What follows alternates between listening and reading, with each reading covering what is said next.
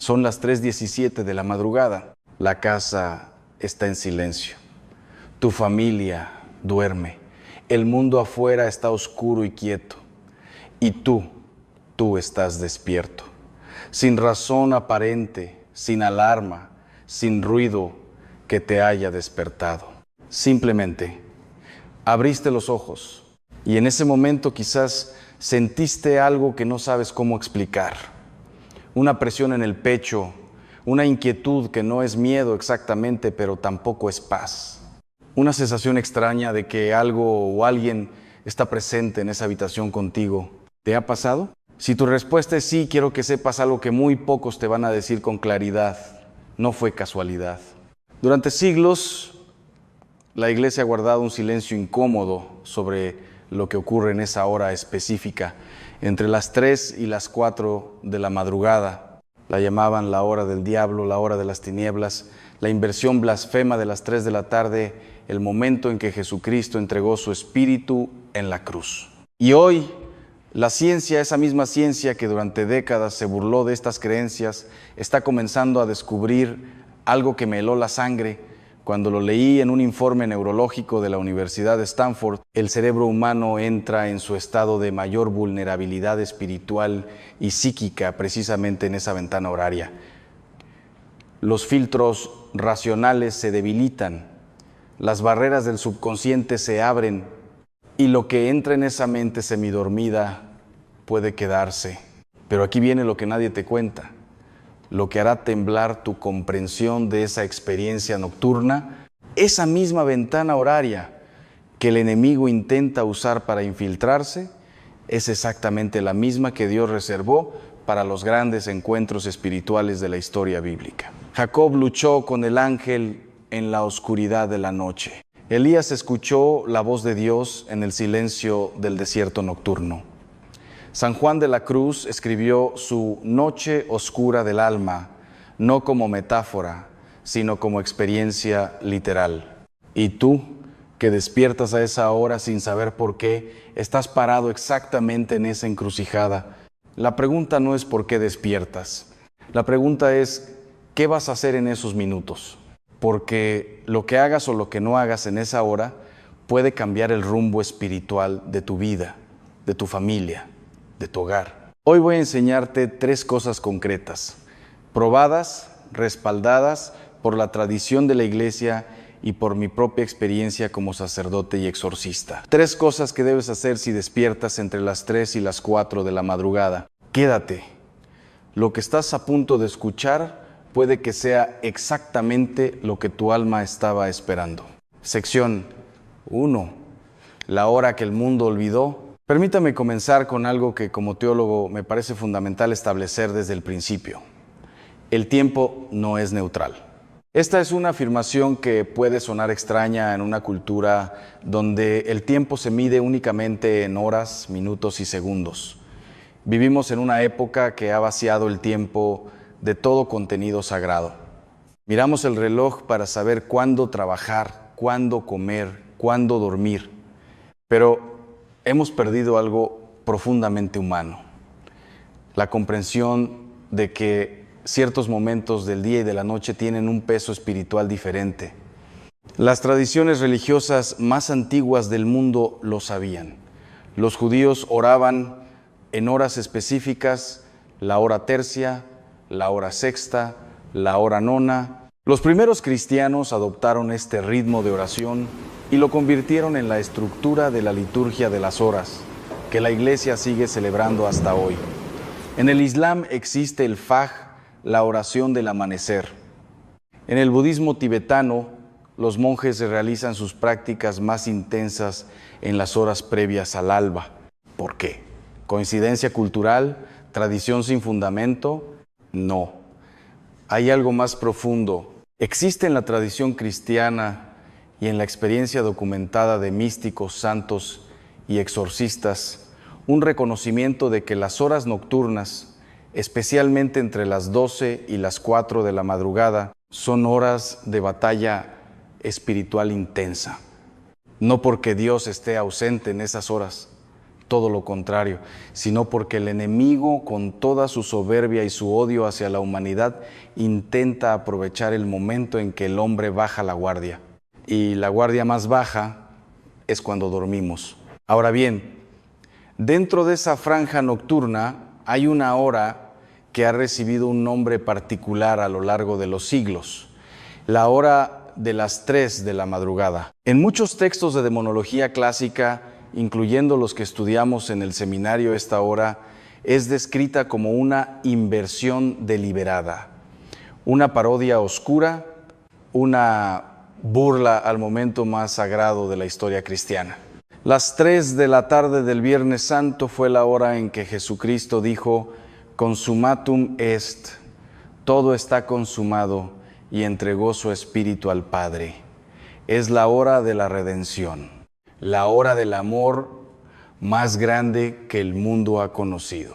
Y entonces, como un acto de rebeldía cósmica, el enemigo eligió las 3 de la madrugada, el polo opuesto en el reloj, para sus manifestaciones más intensas. Esto no es folclore, no es superstición popular. En mis años de ministerio como exorcista, he documentado junto con mis colegas que la gran mayoría de las crisis espirituales graves, las manifestaciones demoníacas más violentas, los episodios de opresión nocturna más severos ocurren en esta franja horaria. Y cuando hablo con las personas que los experimentan, casi siempre me dicen lo mismo: "Padre, yo me despertaba a esa hora sin saber por qué". Pero, y este es el punto que quiero que recibas con calma y con fe: despertar en esa hora no significa que estés bajo ataque demoníaco. Significa que estás en un campo de batalla. Y en un campo de batalla, lo que determina el resultado no es quién ataca primero, es quién está mejor preparado. Sé lo que algunos están pensando ahora mismo: "Padre, yo me despierto a las 3 de la madrugada casi todas las noches. ¿Significa eso que hay algo malo en mi casa, en mi familia?". Quiero que sigas escuchando, porque la respuesta a esa pregunta, la respuesta real, no la que da el miedo, sino la que da la fe, es lo más importante que vas a escuchar hoy. Y también voy a contarles algo que me ocurrió a mí, una noche, en mi propia habitación, que cambió para siempre mi comprensión de esta hora. No se vayan. Sección 2, Milla experiencia personal. Permítame ser honesto con ustedes, como siempre intento serlo. Hay una noche que no he olvidado en más de 20 años de sacerdocio, una noche de invierno en Madrid. Yo llevaba apenas 3 años como sacerdote y acababa de participar en mi primer proceso de acompañamiento a una persona con opresión demoníaca severa. Había sido una sesión larga, agotadora, espiritualmente intensa. Llegué a mi habitación pasada la medianoche. Recé las últimas oraciones del día, me encomendé a la Virgen como hago siempre y me dormí. A las 3:22 de la madrugada abrí los ojos. No hubo ruido, no hubo sueño perturbador, simplemente estaba despierto, con una lucidez extraña, casi antinatural para esa hora, y con una sensación que solo puedo describir como un peso invisible sobre el pecho. No dolor, no parálisis, pero una presencia, una presión. Confieso que en ese primer momento sentí algo que me heló la sangre, el miedo, no el miedo racional del hombre que escucha un ruido en la casa, sino ese miedo más antiguo, más profundo, que viene de las capas más primitivas del ser humano cuando percibe que no está solo. Y en ese momento hice lo que cualquier sacerdote debería hacer, pero que yo, en mi agotamiento y mi juventud espiritual, tardé unos segundos en recordar. Ese, no una oración larga, no una liturgia completa, simplemente: Señor, si tú estás aquí, no tengo nada que temer, y si el enemigo está aquí, tampoco. Y algo cambió en esa habitación. El peso se levantó, la presión desapareció y en su lugar llegó algo que los místicos llaman consolación espiritual. Una paz que, como dice San Pablo, sobrepasa todo entendimiento. Me quedé despierto durante 1 hora más. no por miedo, sino porque sentí con una claridad que todavía me acompaña que Dios me estaba diciendo algo en ese silencio, que esa hora no era del enemigo, era suya, y que yo al despertar en ella tenía una invitación. Esa noche comprendí lo que les voy a enseñar hoy, y lo que han comprendido todos los grandes santos que atravesaron su propia noche oscura. El que sabe orar en la oscuridad no le teme a ninguna oscuridad. En la parte anterior les hablé de algo que muy pocos sacerdotes se atreven a decir con claridad, que la hora entre las 3 y las 4 de la madrugada es un campo de batalla espiritual real, no metafórico, no folclórico, real. Y les conté lo que me ocurrió a mí en mi propia habitación hace más de 20 años. Pero ahora viene la parte que realmente importa, porque saber que esa hora existe no es suficiente. Lo que transforma una noche de miedo en una noche de victoria espiritual son las decisiones que tomas en esos minutos. Vamos a la primera. Sección 3. La primera cosa, no luches contra el despertar. La primera reacción que tiene la mayoría de las personas cuando despiertan a las 3 de la madrugada es intentar volver a dormirse inmediatamente. Y lo entiendo perfectamente. Hay trabajo mañana, hay responsabilidades. El cuerpo necesita descanso. Es completamente humano querer cerrar los ojos y recuperar esas horas de sueño perdidas. Pero permítame decirles algo que puede cambiar radicalmente su perspectiva. Resistir el despertar puede ser resistir una invitación divina. En la tradición bíblica, Dios despierta a sus siervos en la noche para hablarles. No como excepción, como patrón, como método preferido. ¿Por qué? Porque en la noche el hombre no tiene agenda, no tiene distracciones, no tiene el ruido constante del mundo que le impide escuchar. En la noche, cuando todo lo externo calla, el alma finalmente puede oír. Samuel fue despertado por Dios en la noche y no supo reconocer su voz al principio. Pero cuando aprendió a responder, «Habla, Señor, que tu siervo escucha», su vida cambió para siempre. El rey David escribió en el Salmo 63, «En mi lecho me acuerdo de ti, en las vigilias de la noche medito en ti».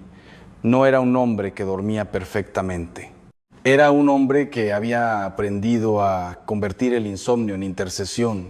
Y Santa Teresa de Ávila, en sus Moradas del Castillo Interior, describe cómo las horas nocturnas eran para ella los momentos de mayor profundidad en la oración contemplativa, no perturbaciones, citas. Entonces, la primera cosa que debes hacer si despiertas entre las 3 y las 4 de la madrugada es esta: no te resistas, no te frustres, no te asustes, quédate quieto, respira y di en voz baja o incluso solo en tu interior estas palabras: Señor, aquí estoy. Si me has despertado tú, estoy escuchando. Si hay algo que quieres de mí esta noche, concédeme la gracia de reconocerlo. Eso es todo. Esas palabras bastan para transformar ese momento de confusión en un umbral de gracia. Sección 4, la historia de Miguel. Un testimonio real. Quiero contarles algo que ocurrió con alguien muy cercano a mí. Miguel, voy a llamarlo así, aunque ese no es su nombre real. Para respetar su intimidad, es un hombre de mediana edad. Empresario, padre de 3 hijos. No era lo que se podría llamar un hombre especialmente religioso. Iba a misa los domingos más por costumbre familiar que por convicción profunda. Y vivía como tantos hombres de su generación, con la carga silenciosa de una vida que por fuera parecía exitosa y por dentro estaba fracturándose. Su matrimonio estaba en crisis, sus negocios atravesaban dificultades graves y él cargaba con todo eso solo, en silencio, con esa forma tan masculina y tan autodestructiva de no pedir ayuda a nadie. Durante varios meses Miguel se despertaba todas las noches entre las 3 y las 3:30 de la madrugada, sin causa aparente. Y en lugar de encontrar en esos momentos algún tipo de paz, los utilizaba para darle vueltas obsesivas a sus problemas. Se levantaba, se servía un vaso de whisky miraba las noticias económicas en su teléfono y volvía a la cama más angustiado que antes. Un día me lo contó y yo le dije exactamente lo que les estoy diciendo a ustedes ahora. Miguel, Dios te está despertando y tú le estás cerrando la puerta. Él me miró con esa mezcla de escepticismo y dolor que tienen los hombres que quieren creer pero no saben cómo. Le enseñé la primera cosa, solo esa, durante 2 semanas. Y Miguel me llamó un martes por la mañana con la voz de alguien que ha llorado de alivio, no de tristeza. Y me dijo, Padre, esta noche no sentí miedo, sentí que alguien me acompañaba. Eso fue el principio de su transformación. Quizás ustedes también son como Miguel, quizás llevan semanas, meses despertando a esa hora y sin saber qué hacer con esos minutos. Quizás el enemigo ha logrado convertir esa invitación divina en una fuente de ansiedad y de miedo. Pero la primera cosa ya la tienen, no resistirse, no huir, quedarse y escuchar. Ahora viene la segunda, y esta, se los digo con toda honestidad, es la que más me ha sorprendido en mi propio ministerio, porque tiene un poder que va mucho más allá de lo que cualquier explicación racional podría abarcar. Sigan conmigo. Sección 5, la segunda cosa. Ora por nombre. La segunda cosa que debes hacer cuando despiertas entre las 3 y las 4 de la madrugada es esta. Ora por las personas que vinieron a tu mente. Permítanme explicarles por qué esto es tan importante y por qué no es casualidad. Cuando el alma está en ese estado de semivigilia, en ese umbral entre el sueño y la vigilia, los filtros del ego desaparecen. No hay vanidad, no hay agenda, no hay la lista interminable de preocupaciones propias que durante el día ocupa toda nuestra atención. En ese estado, el alma está más permeable, más receptiva, más conectada con algo que va más allá de nosotros mismos. Y en ese estado de apertura, muchas personas en la tradición cristiana, esto está documentado desde los padres del desierto hasta los grandes mystical teachers del siglo XX, reciben lo que podríamos llamar mociones del Espíritu Santo, impulsos internos, rostros que aparecen, nombres que surgen sin haber sido convocados. ¿Le ha pasado que se despierta en la noche pensando en alguien, en un familiar que no ha visto en años, en un amigo cuya situación desconoce, en una persona con quien tiene una relación rota y pendiente? Eso no es el subconsciente trabajando aleatoriamente. En muchos de esos casos, y digo esto con la responsabilidad de un teólogo, no con la ligereza de quien habla por impresión, esa persona necesita oración en ese preciso momento. Hay testimonios extraordinarios, verificados y documentados, de personas que recibieron intercesión en la noche y al día siguiente descubrieron que en esa misma hora estaban atravesando una crisis de salud, de fe, de peligro. Y no lo sabían. Y sin embargo, alguien despertó y oró. Entonces, cuando te despiertes a las 3 de la madrugada y un nombre o un rostro vengan a tu mente, no los alejes. No pienses que es tu imaginación trabajando en exceso. Di ese nombre en voz baja. Y ahora así de sencillo, Señor, no sé qué está viviendo esta persona en este momento, pero tú sí lo sabes. Cúbrela con tu sangre, protégela con tus ángeles. Y si está en peligro, envía tu gracia antes de que el sol salga. Esa oración de 3 líneas pronunciada en la oscuridad de la madrugada tiene un peso espiritual que ningún sermón del domingo puede igualar, porque sale de un alma que no duerme cuando alguien la necesita. Sección 6. La escritura y la ciencia coinciden. Quiero detenerme aquí un momento para decirles algo que me parece importante en un mundo que exige evidencias. La práctica de la oración nocturna, especialmente la oración intercesora en las horas de la madrugada, no es solo una tradición piadosa sin fundamento racional. Existe una convergencia fascinante entre lo que la neurociencia moderna está descubriendo sobre el sueño y lo que los grandes contemplativos cristianos describieron hace siglos. Los investigadores del sueño han identificado lo que llaman arousal espontáneo en la fase de sueño profundo, despertares repentinos que no tienen causa externa verificable y que coinciden con patrones cerebrales de alta actividad en las zonas asociadas a la empatía, la intuición social y la memoria emocional. En términos simples, cuando despiertas sin razón aparente, tu cerebro no está en reposo, está en uno de sus estados de mayor sensibilidad hacia el mundo exterior, hacia los demás, hacia lo que podríamos llamar, en términos de fe, la realidad del espíritu. Y la escritura, escrita siglos antes de que existiera la neurociencia, ya lo describía con una precisión sorprendente. Job 33 contra 14, 1:5 dice: Dios habla de una manera y de otra, aunque el hombre no lo perciba. Por sueño, en visión nocturna, cuando el sueño cae sobre los hombres, cuando se adormecen sobre el lecho, no es coincidencia, es confirmación. Lo que la fe intuía, la ciencia está apenas comenzando a comprender. Y tú, que despiertas a las 3 de la madrugada, estás en ese punto exacto donde ambas realidades se tocan, la neurológica y la espiritual. El cuerpo que despierta y el alma que escucha. Ya tienen 2 de las 3 cosas. Primera, no resistirse al despertar. Segunda, orar por las personas que vienen a la mente. Pero la tercera es la que más controversia genera incluso dentro de la iglesia.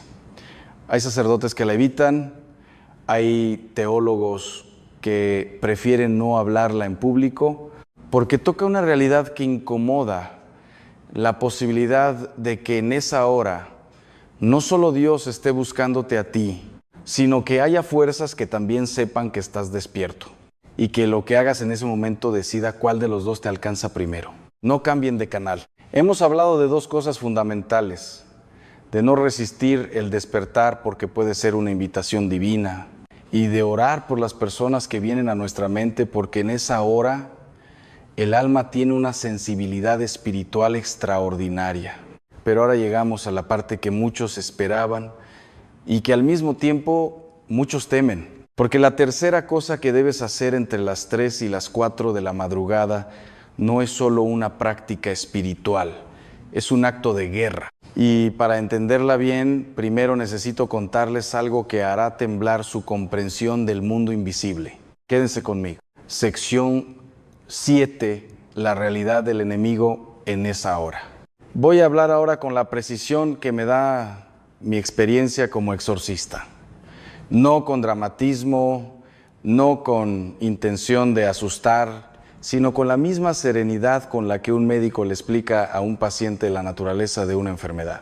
Porque conocer al enemigo no es motivo de miedo, es el primer paso hacia la victoria.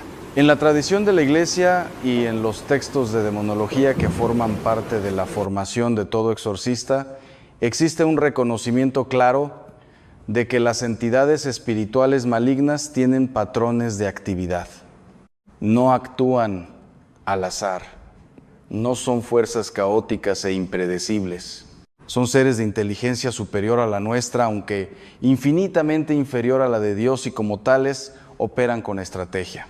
Y una de sus estrategias más documentadas es precisamente esta: la perturbación nocturna. En los casos de opresión demoníaca que he acompañado a lo largo de mi ministerio, hay un patrón que se repite con una regularidad que ya no me sorprende, pero que nunca deja de impresionarme. Las personas afectadas casi siempre reportan despertares nocturnos en esa franja horaria, a veces con sensaciones físicas, a veces con pensamientos intrusivos de una oscuridad desproporcionada, a veces con visiones o presencias que perciben al borde de la habitación. Pero, y esto es crucial, la presencia del enemigo en esa hora no significa que el enemigo tenga poder sobre esa persona. Significa que el enemigo está intentando obtenerlo. Hay una diferencia teológica enorme entre esas 2 afirmaciones, y confundirlas es exactamente lo que el enemigo quiere. Porque si tú crees que el hecho de despertar a las 3 de la madrugada con sensaciones extrañas significa que ya estás bajo su dominio, entonces el miedo hará el trabajo que él no pudo completar. El miedo es su mejor herramienta, no sus manifestaciones, no sus ruidos, no sus apariciones. El miedo, un alma que sabe que está protegida por la sangre de Cristo, no es un alma que nunca siente miedo. Es un alma que siente miedo y ora de todas formas. Esa es la diferencia entre una víctima y un guerrero espiritual. Sección 8, la tercera cosa. Reclama tu espacio.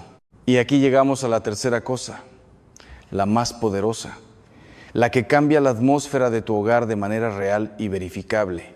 Reclama tu espacio en el nombre de Jesucristo. Permítame explicar qué significa esto con exactitud.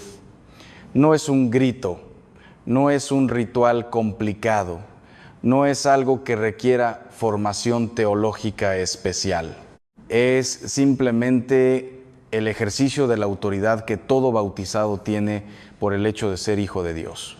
En el Evangelio de Lucas capítulo 10, versículo 19, Jesucristo dice a sus discípulos: os he dado autoridad para hollar serpientes y escorpiones y sobre todo el poder del enemigo, y nada os dañará. Esa autoridad no fue dada solo a los apóstoles, fue dada a todo el que lleva el nombre de Cristo, a todo bautizado, a ti, pero una autoridad que no se ejerce es una autoridad inútil.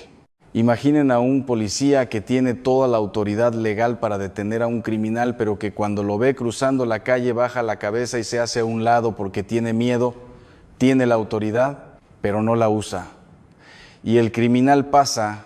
Eso es exactamente lo que ocurre cuando un cristiano se despierta a las 3 de la madrugada, siente una presencia perturbadora y en lugar de ejercer su autoridad espiritual, se cubre con las sábanas y espera que pase. El enemigo no se detiene ante el silencio, se detiene ante el nombre. Entonces, cuando te despiertes en esa hora y sientas que algo no está bien en tu habitación, en tu hogar, en tu atmósfera espiritual, haz esto. Siéntate en la cama, pon los pies en el suelo y di en voz clara, no tiene que ser un grito, basta con firmeza.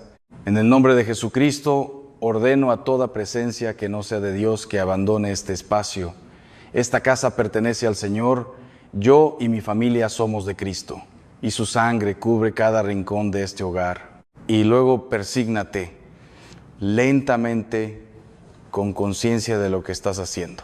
Eso no es folclore, es teología aplicada. Sé que hay personas escuchando esto ahora mismo que están sintiendo algo que no saben exactamente cómo nombrar, una mezcla de reconocimiento y de alivio, como si finalmente alguien les estuviera dando palabras para algo que llevan años experimentando, pero que nunca se atrevieron a contarle a nadie. Quiero que sepan que no están solos, que lo que sienten es real y que la iglesia verdadera, la que no tiene miedo de hablar de estas cosas, tiene respuestas. Pero hay algo más que necesito contarles, algo que ocurrió en mi propio círculo cercano y que el velo se romperá cuando lo escuchen. Sección 9, el caso de Elena. Cuando el enemigo entra por el miedo, Elena es la hermana de un sacerdote amigo mío, una mujer de fe sencilla, madre de familia, sin ningún historial de problemas espirituales graves. Vivía una vida ordinaria con sus virtudes y sus limitaciones.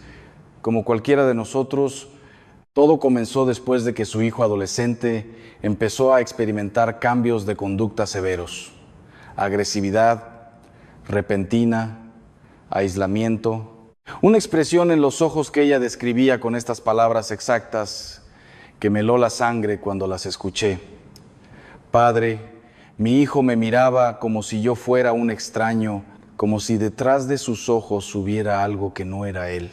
Y cada noche sin falta, Elena se despertaba entre las 3 y las 3:30 de la madrugada. A veces escuchaba ruidos en la habitación de su hijo. A veces solo sentía esa presión en el pecho que tantos de ustedes conocen. Y cada noche hacía lo mismo. Rezaba un rosario rápido, pedía que pasara y volvía a intentar dormir. El problema no era que rezara el rosario. El rosario es una oración poderosísima y nunca voy a hablar en contra de él. El problema era la actitud con la que lo rezaba. Lo rezaba desde el miedo, no desde la autoridad. Hay una diferencia enorme entre orar como quien le ruega a Dios que venga a salvarle porque está perdido, y orar como quien ya sabe que la victoria es de Cristo y está simplemente activando esa victoria en su hogar. Cuando mi amigo sacerdote finalmente intervino, cuando fueron a esa casa, bendijeron los espacios, oraron con autoridad sobre el hijo y sobre todo le enseñaron a Elena a reclamar su hogar desde la fe y no desde el pánico. Las cosas comenzaron a cambiar, no de un día para otro. El proceso espiritual rara vez funciona así, pero la atmósfera del hogar cambió y Elena dejó de despertar con miedo. Empezó a despertar con propósito. Esa es la transformación que estas tres cosas pueden generar en tu vida. No son fórmulas mágicas, son actos de fe consciente en un mundo donde la fe se ha vuelto demasiado pasiva. Sección 10. ¿Por qué la iglesia no habla más de esto? Permítanme hacer una pausa para responder una pregunta que sé que muchos están haciendo en este momento. ¿Por qué la iglesia no enseña esto más abiertamente? ¿Por qué hay tanto silencio sobre estas realidades en las parroquias, en los sermones dominicales, en la catequesis? Es una pregunta legítima y merece una respuesta honesta. Hay varias razones. La primera es comprensible. La iglesia, especialmente después del Concilio Vaticano II, hizo un esfuerzo enorme por modernizar su lenguaje y hacer el evangelio más accesible a una cultura secular y científica. Y en ese proceso, algunas realidades que podían sonar demasiado medievales fueron silenciadas progresivamente, no negadas en los documentos oficiales, pero sí marginadas en la práctica pastoral cotidiana. La segunda razón es más delicada. Hay un temor legítimo, y lo entiendo, de que hablar demasiado de estas cosas genere pánico, superstición o lo que en psicología pastoral llamamos escrupulosidad espiritual, una forma de ansiedad religiosa en la que la persona ve demonios en cada problema cotidiano. Ese riesgo existe y hay que tomarlo en serio. Pero el antídoto a ese extremo no es el silencio, es la formación. Es exactamente lo que estamos haciendo hoy, hablar de estas realidades con calma, con rigor teológico, con fe serena y no con histeria. Porque el otro extremo, ignorar completamente la dimensión espiritual de la vida nocturna, de los despertares, de las batallas invisibles, deja a las personas completamente desarmadas. Y un cristiano desarmado no es un cristiano humilde, es un cristiano vulnerable. Tenemos las tres cosas. Tenemos el fundamento bíblico, la experiencia personal, los testimonios reales. Pero en la parte final de este video voy a hacer algo que rara vez hago en formato público. Voy a enseñarles una oración específica, una oración de protección nocturna que tiene raíces en los primeros siglos del cristianismo. Y voy a explicarles por qué pronunciarla en esa hora concreta puede cambiar no solo su noche, sino el destino espiritual de su familia. Hemos recorrido un camino largo esta noche. Hemos hablado de la hora más oscura y más sagrada de la madrugada. Hemos aprendido las tres cosas que transforman ese momento de confusión en un momento de victoria espiritual. Y hemos visto en testimonios reales cómo estas prácticas cambian vidas concretas, familias reales, hogares que estaban siendo destruidos desde adentro. Pero ahora llegamos al corazón de todo. Porque de nada sirve saber todo esto si no tienes las palabras exactas para actuar en ese momento. Y hoy voy a dártelas. Una oración antigua, poderosa y completamente tuya. Sección 11. Los orígenes de la oración nocturna en la iglesia. Antes de enseñarles la oración, necesito que comprendan de dónde viene. Porque una oración sin raíces es como un árbol sin tierra. Puede parecer hermosa por un momento, pero no resiste la tormenta. La práctica de la oración nocturna estructurada tiene sus raíces en los primeros siglos del cristianismo. En el siglo III, los padres del desierto, esos monjes extraordinarios que se retiraron a las soledades de Egipto y Siria para combatir al enemigo en su propio territorio, desarrollaron lo que llamaban la vigilia nocturna, un tiempo de oración deliberada en las horas más oscuras de la noche, precisamente porque sabían que esas horas eran terreno de batalla.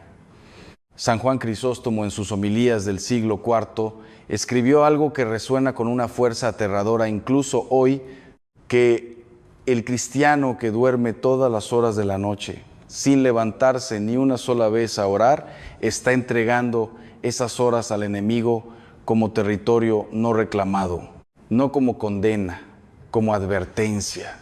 Y la iglesia primitiva tomó esa advertencia en serio. Las comunidades monásticas estructuraron su día entero alrededor de la oración en horas específicas. Los maitines, la oración de la madrugada, se celebraban precisamente en esa franja entre las 2 y las 4 de la madrugada. No por casualidad litúrgica, por estrategia espiritual, estaban reclamando esa hora sistemáticamente, noche tras noche, generación tras generación. Y el resultado fue una iglesia que durante los primeros siglos, a pesar de la persecución, a pesar del martirio, a pesar de todas las fuerzas del Imperio Romano en su contra, no solo sobrevivió, sino que transformó al mundo entero. ¿Coincidencia? Lo dejo a su consideración. Lo que sí les digo es esto: cuando una comunidad de fe se levanta en la oscuridad a reclamar las horas nocturnas para Dios, algo cambia en la atmósfera espiritual de esa comunidad. Lo he visto, lo he vivido y lo he documentado en más de 2 décadas de ministerio. Sección 12, la oración de protección nocturna, y ahora la oración.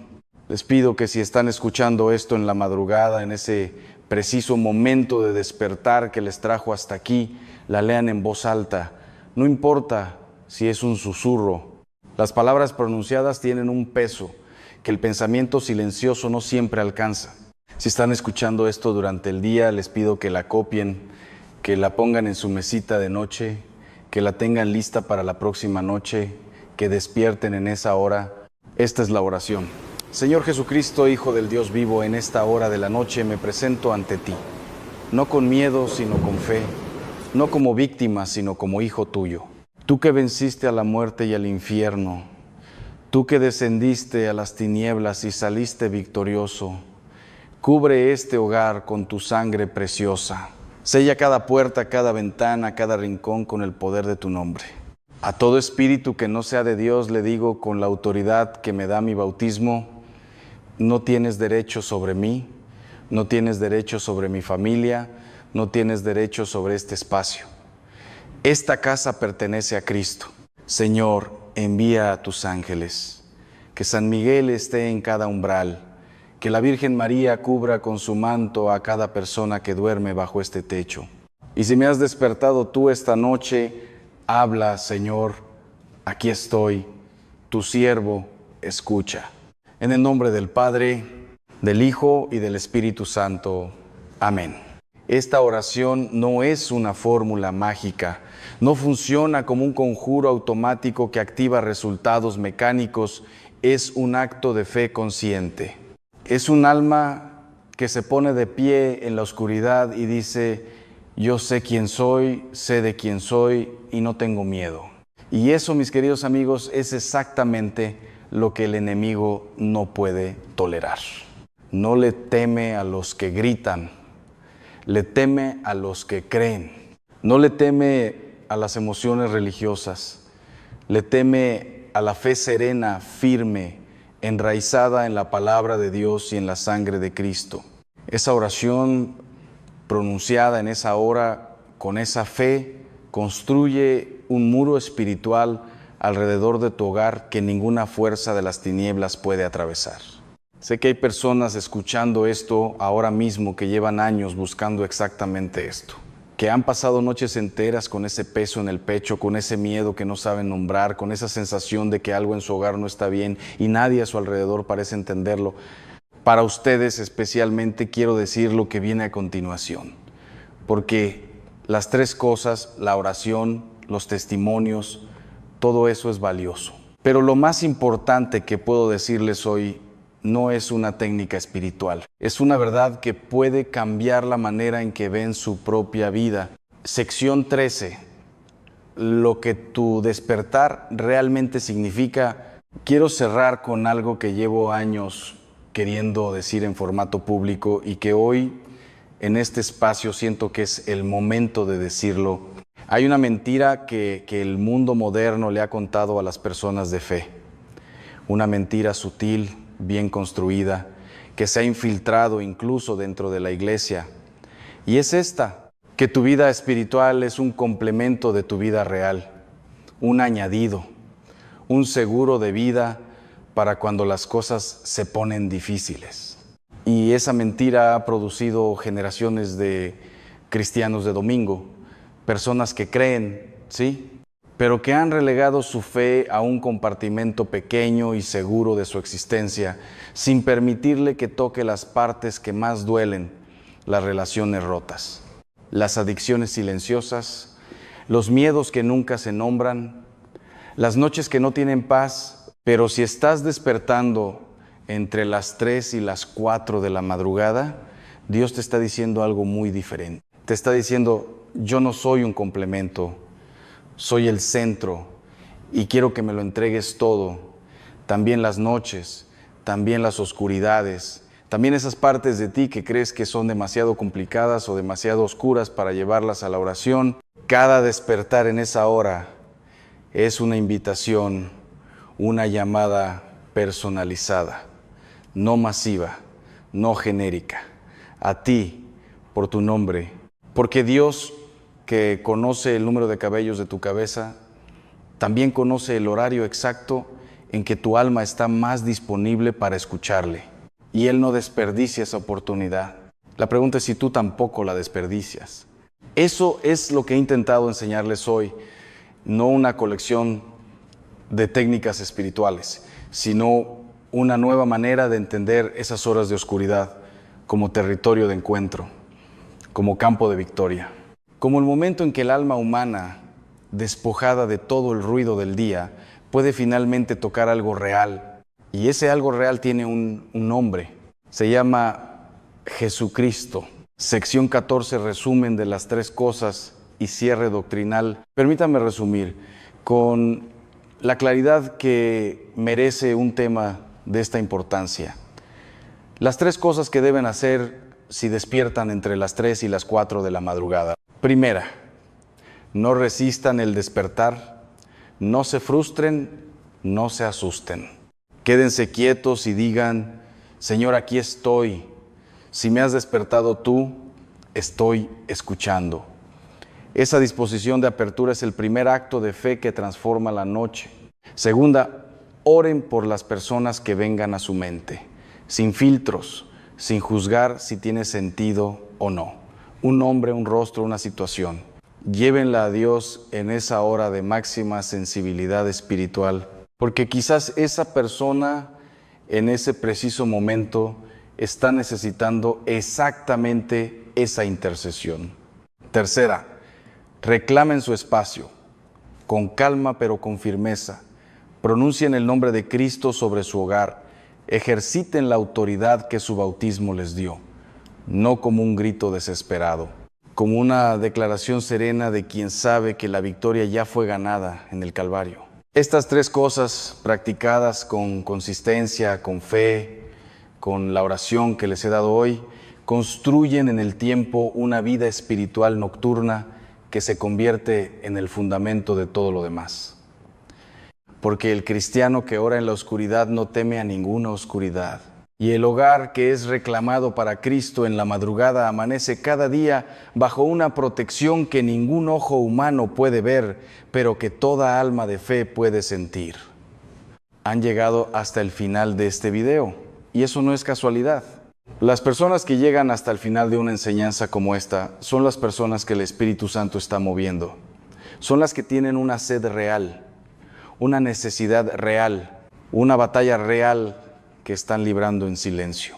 Y antes de despedirme, necesito decirles algo directamente de sacerdote a persona, de alma a alma. Lo más importante de todo he llamado emocional final, CTA, hasta 300 palabras. Hay algo que quiero pedirles, y lo pido no como estrategia de canal, lo pido porque lo creo con todo mi corazón. Si este video llegó a ti hoy, en este momento de tu vida, no fue por el algoritmo de YouTube. Fue porque hay algo en tu historia, en tu familia, en tu hogar que necesita exactamente lo que hemos hablado hoy. Quizás llevas meses despertando a esa hora y nunca supiste por qué. Quizás hay alguien en tu familia que está atravesando algo que no tiene explicación racional. Quizás tú mismo estás en una oscuridad que parece no tener salida. Quiero que sepas esto. No estás solo. Y quiero que sepas algo más. Voy a orar por ti. No es una frase hecha. No es una promesa vacía. Cada semana, en mi tiempo de oración personal, llevo ante el Señor a las personas que comparten sus situaciones en los comentarios de este canal. Personas reales, con nombres reales, con dolores reales.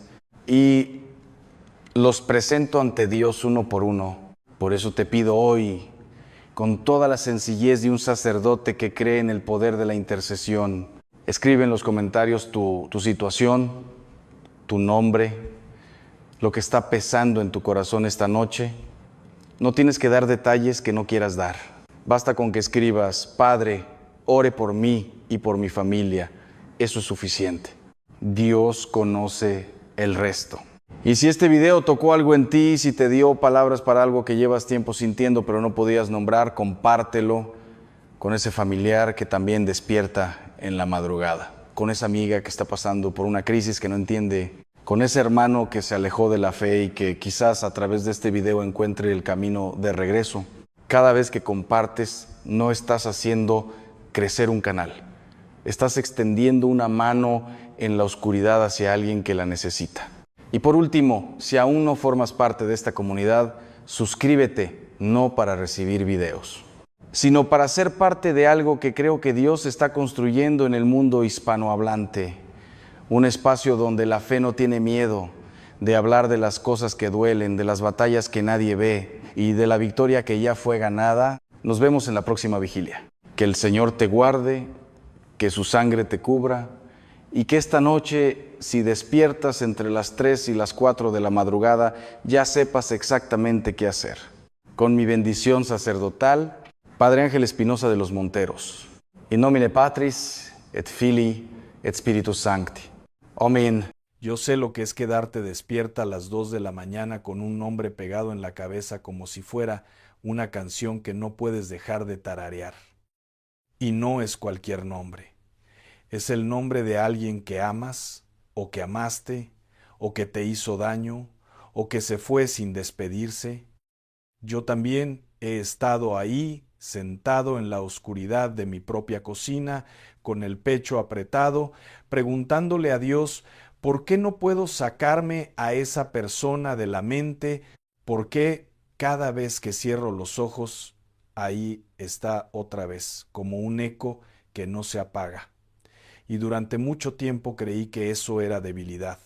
Creí que algo andaba mal conmigo.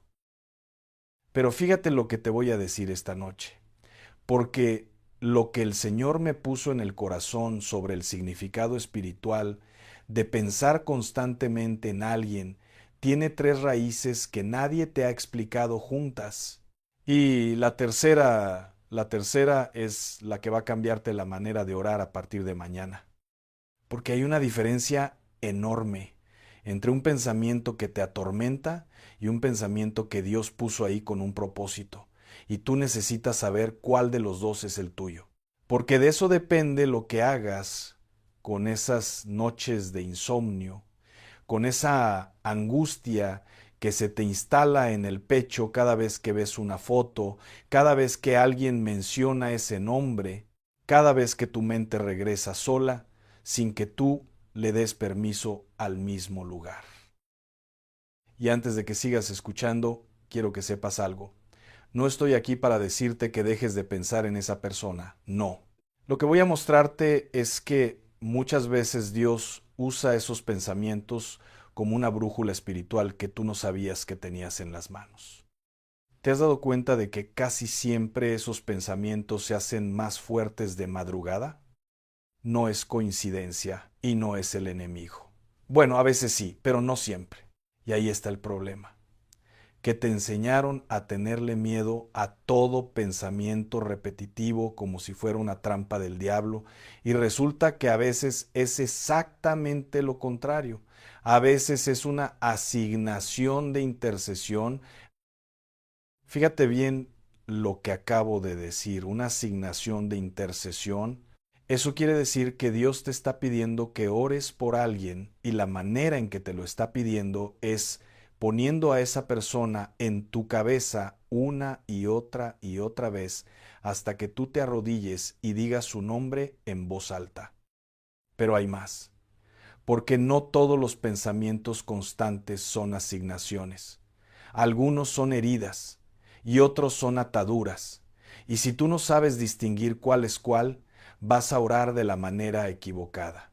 Vas a reprender lo que deberías estar sanando y vas a ignorar lo que deberías estar cortando. Y déjame darte algo antes de seguir, algo que quiero que te quede claro desde ahora. La ciencia lo confirma. Los neurólogos han descubierto que el cerebro humano tiene una zona que se activa cuando piensas en personas con las que tienes un vínculo emocional profundo. ¿Y sabes qué es lo más impresionante? Esa misma zona del cerebro es la que se activa cuando oras. Es decir, tu cerebro no distingue entre pensar en alguien que amas y hablar con Dios sobre alguien que amas. Para tu cerebro es el mismo acto. Dios diseñó tu mente para que el amor y la oración viajaran por el mismo camino. No es un defecto que pienses tanto en alguien, es diseño divino. El problema no es el pensamiento. El problema es que nadie te enseñó a usarlo. ¿Te das cuenta de lo que eso significa? Que cada vez que piensas en tu hijo a las 3 de la mañana, tu cerebro ya está en posición de oración. Lo único que te falta es abrir la boca. Pero vamos al grano, porque te prometí 3 raíces y necesito mostrarte cada una con carne y hueso, no con teoría. Déjame contarte de una mujer que conocí hace años. Se llamaba Esperanza. Tenía 62 años cuando me buscó después de una reunión de oración en su iglesia. Era una mujer fuerte, de esas que sostienen la casa entera sin pedir nada a cambio, de esas que cocinan para 20 personas un domingo y al final comen de pie en la cocina porque ya no quedaron sillas. Había criado 4 hijos prácticamente sola porque su esposo trabajaba lejos y solo venía cada 15 días. Sus manos lo decían todo, manos anchas, fuertes, con los nudillos marcados de tanto lavar, de tanto amasar, de tanto sostener lo que se caía. Esperanza me dijo algo esa noche que se me quedó grabado. Me dijo: Padre, yo no puedo dejar de pensar en mi hijo Daniel. Me despierto a las 3 de la mañana y lo primero que está en mi cabeza es su cara. Y durante el día estoy lavando los trastes y de repente lo veo así, como si estuviera parado frente a mí. Y ya no sé si estoy loca, si es Dios, si es el enemigo, o si simplemente es que lo extraño tanto que mi cabeza no lo puede soltar. ¿Te suena conocido? Porque yo sé que a más de una se le acaba de apretar algo aquí adentro. Daniel se había ido de la casa a los 19 años. No se fue peleado. Se fue en silencio, que es peor. Un día simplemente empacó una mochila, dejó una nota en la mesa de la cocina que decía necesito encontrarme y se fue.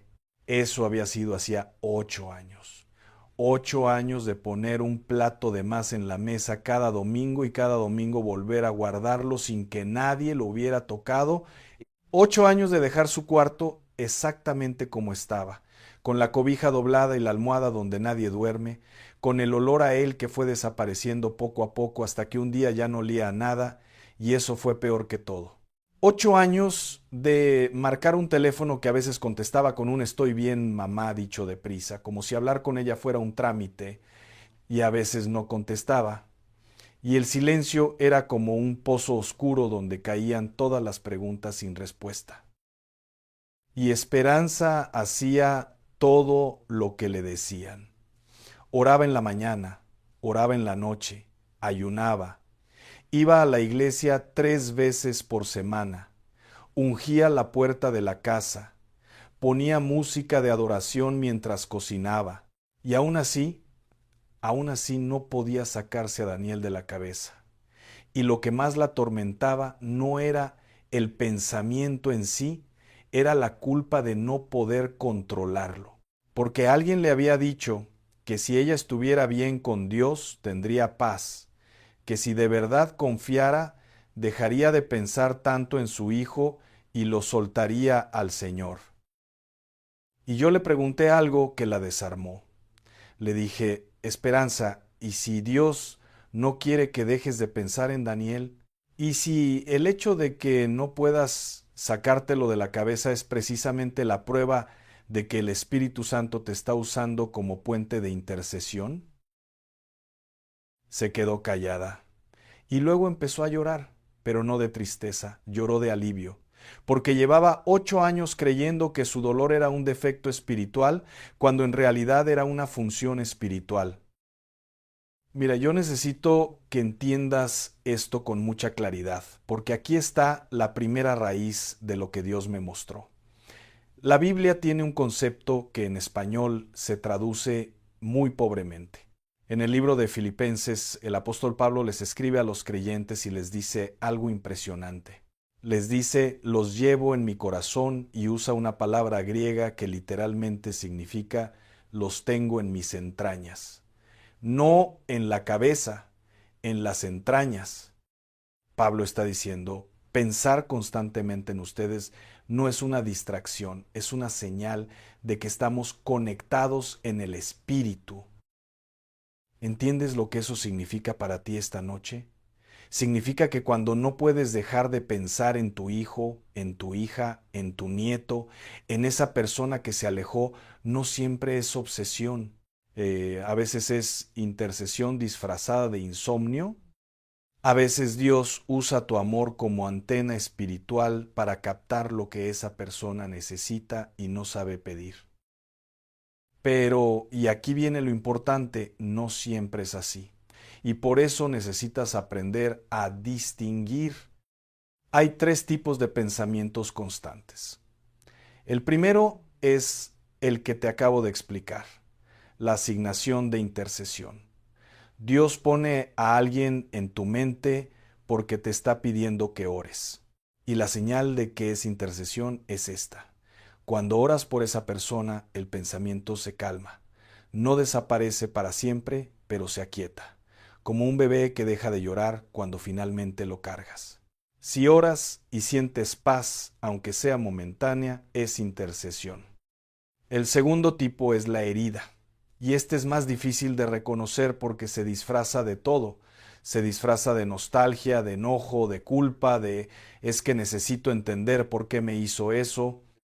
La herida te hace pensar constantemente en alguien, no porque Dios te lo esté pidiendo, sino porque hay algo dentro de ti que no ha sanado. Es como tener una espina clavada en el pie.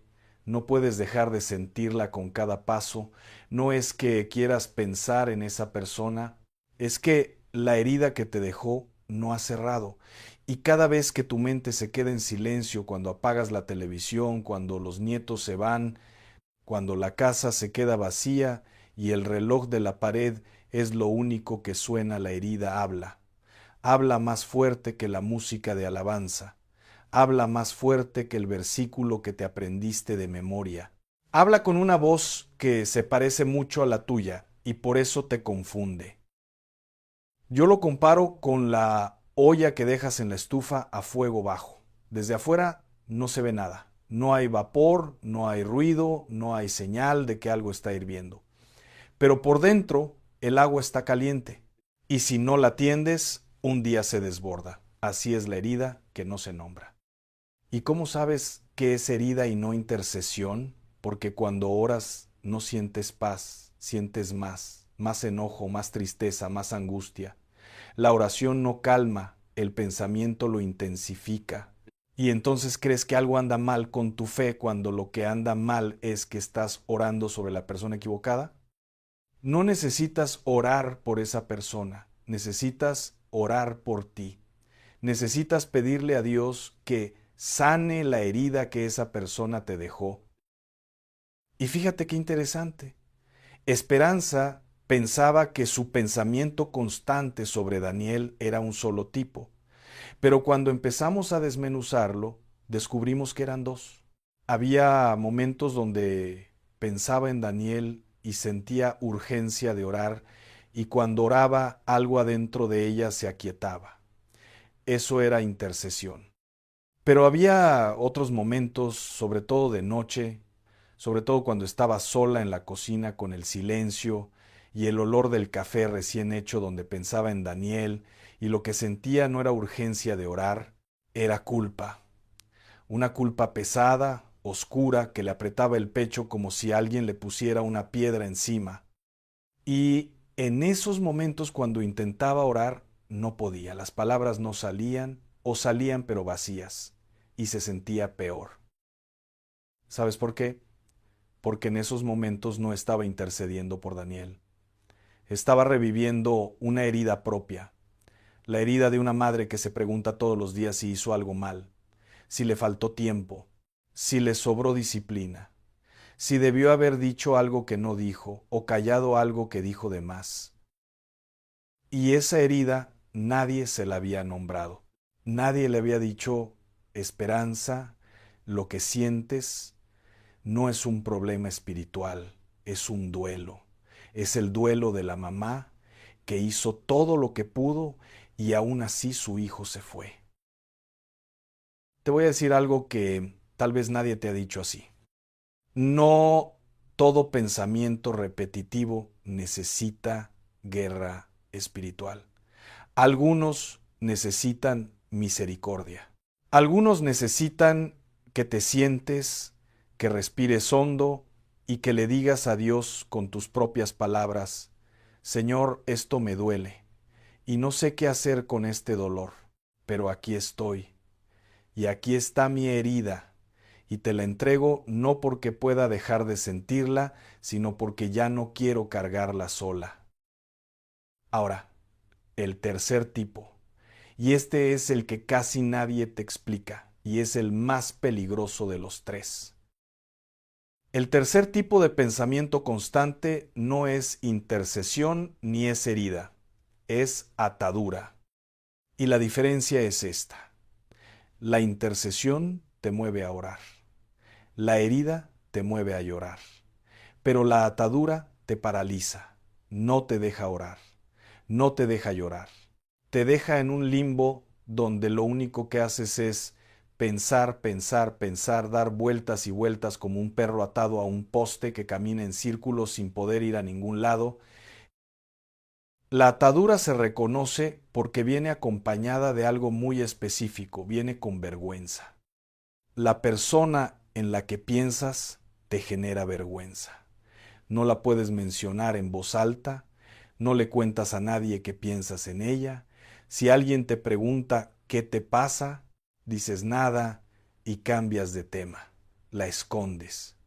Y eso que escondes crece en la oscuridad, como el moho crece debajo de la alfombra donde nadie barre.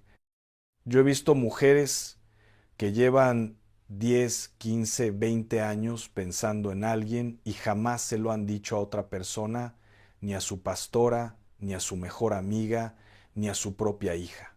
Porque la vergüenza les dice: si alguien supiera lo que piensas, te juzgarían.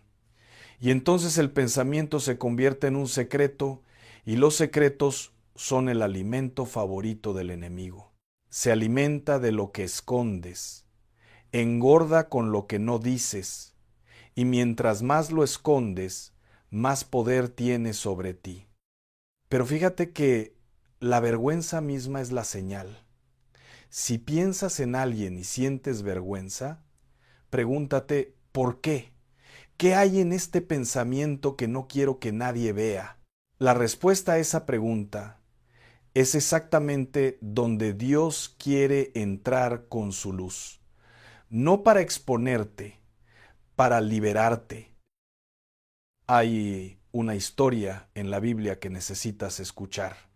El profeta Eliseo tenía un sirviente que se llamaba Giesi, y un día el ejército enemigo rodeó la ciudad.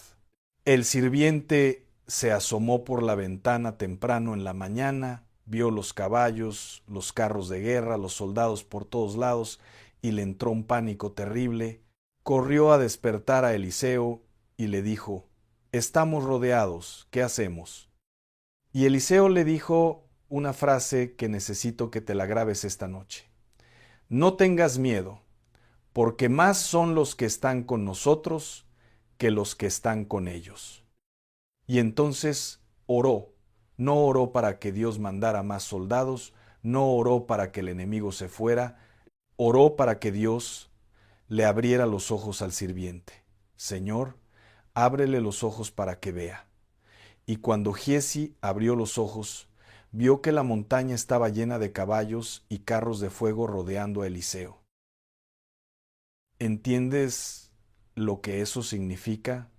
La protección ya estaba ahí, los ángeles ya estaban ahí, lo único que faltaba era que él pudiera verlos.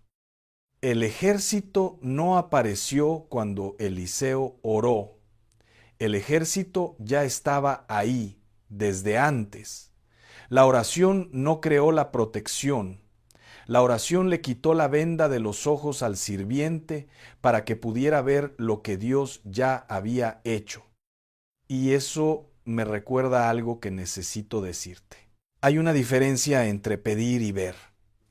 A veces oramos pidiéndole a Dios que haga algo, cuando lo que Dios quiere es que le pidamos que nos muestre lo que ya hizo. No le pidas que actúe, pídele que te abra los ojos, porque Él ya se está moviendo. Ya está trabajando en tu hijo, en tu familia, en esa situación que te quita el sueño. Pero tú no lo puedes ver porque tienes los ojos llenos de miedo. Es como la mujer que está de pie frente a la ventana en la noche esperando que llegue alguien y es tan oscuro afuera que no ve nada y piensa: no viene, no va a venir. Pero la persona ya está caminando por la calle, ya dobló la esquina, ya está a media cuadra, solo que la oscuridad no la deja ver. Y entonces la mujer necesita algo muy sencillo, necesita luz, no más fuerza, no más paciencia, luz. Y eso es exactamente lo que te pasa a ti con esos pensamientos que te atormentan. La solución ya está ahí, Dios ya se está moviendo. Pero tú tienes los ojos espirituales nublados por el miedo, por la culpa, por la costumbre de cargar todo sola, y lo que necesitas no es más oración, necesitas otro tipo de oración.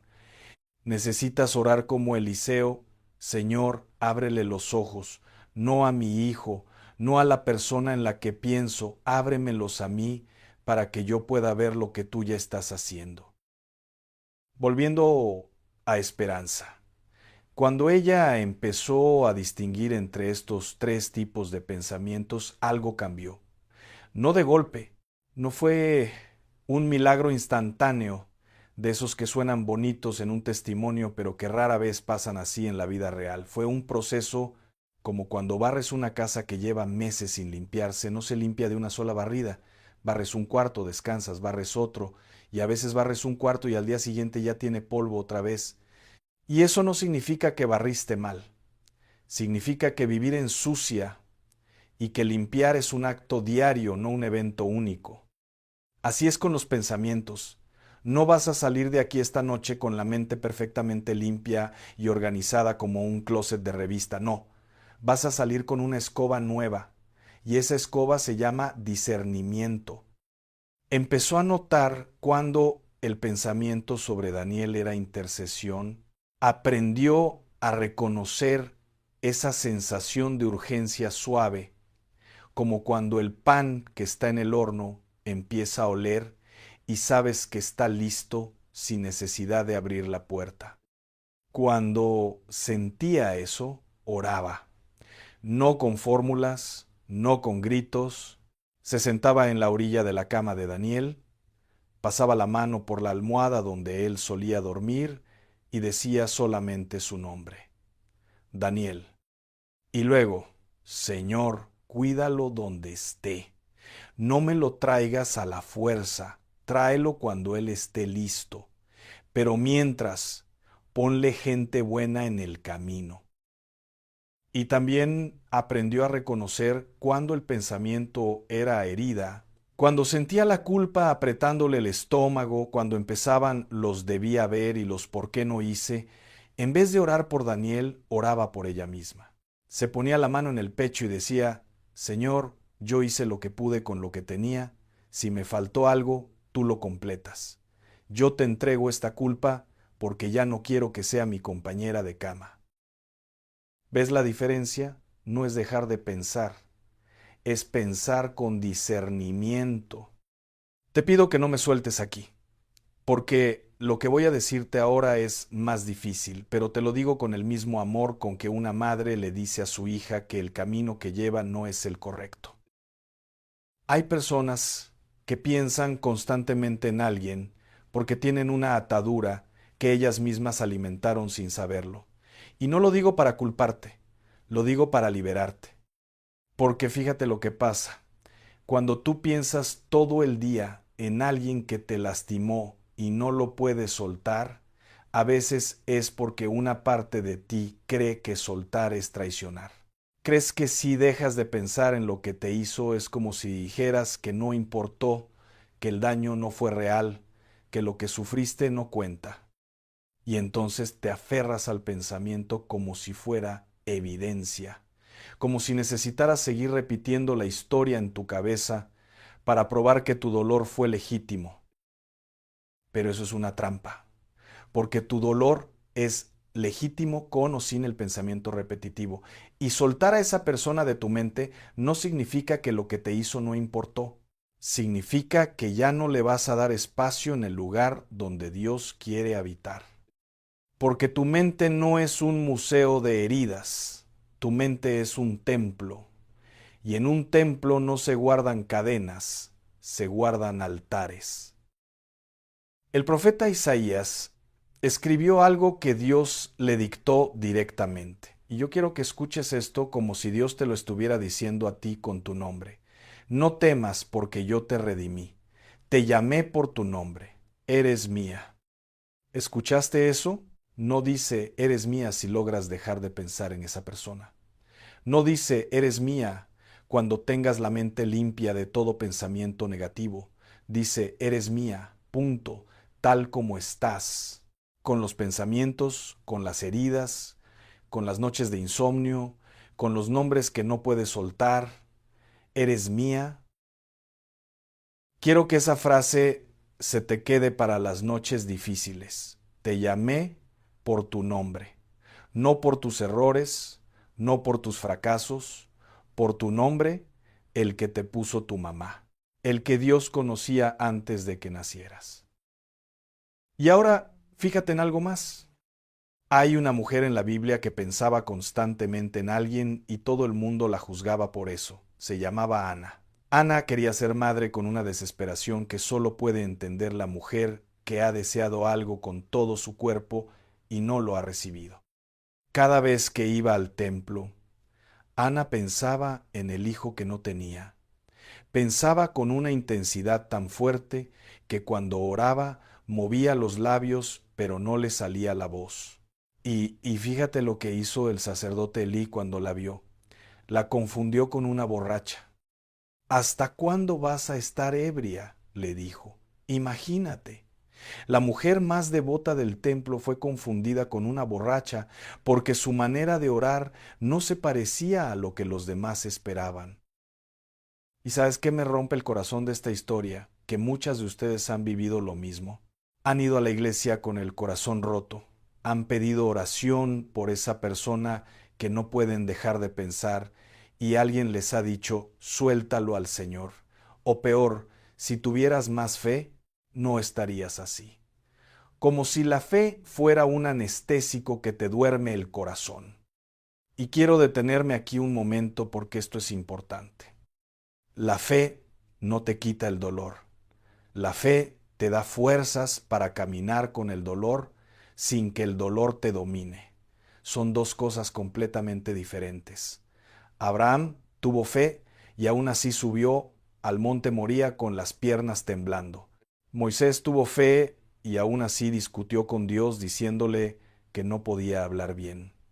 David tuvo fe y aún así escribió salmos donde decía: ¿Hasta cuándo, Señor, me olvidarás para siempre? La fe no elimina el temblor. La fe te da piernas para seguir subiendo aunque tiemblen. Y hay algo más sobre Ana que nadie te dice. Cuando ella salió del templo, después de orar, la Biblia dice que su rostro ya no estaba triste, pero fíjate, todavía no había recibido la respuesta. Su hijo todavía no nacía, nada en su situación había cambiado. Lo que cambió fue ella. Cambió porque puso el peso donde debía estar, delante de Dios. No lo cargó de vuelta, lo dejó ahí. Y solo eso le cambió la cara. Eso es lo que quiero para ti esta noche. No que tu situación cambie mágicamente cuando termine este mensaje, sino que tú salgas de aquí con el rostro diferente, que dejes el peso en el altar y que camines más liviana. Aunque la respuesta todavía no llegue, aunque el hijo todavía no regrese, aunque la herida todavía duela, que tú camines diferente porque dejaste de cargar sola lo que nunca fue tuyo cargar. Ana no dejó de pensar en lo que deseaba, pero hizo algo que transformó su pensamiento de tormento en semilla. Lo llevó al altar. No lo reprimió. No fingió que no le importaba. Lo puso delante de Dios con todo el desorden, con todo el llanto, con todos los labios temblorosos y las palabras que no salían, y Dios la escuchó. No porque su oración fue elocuente, sino porque fue honesta.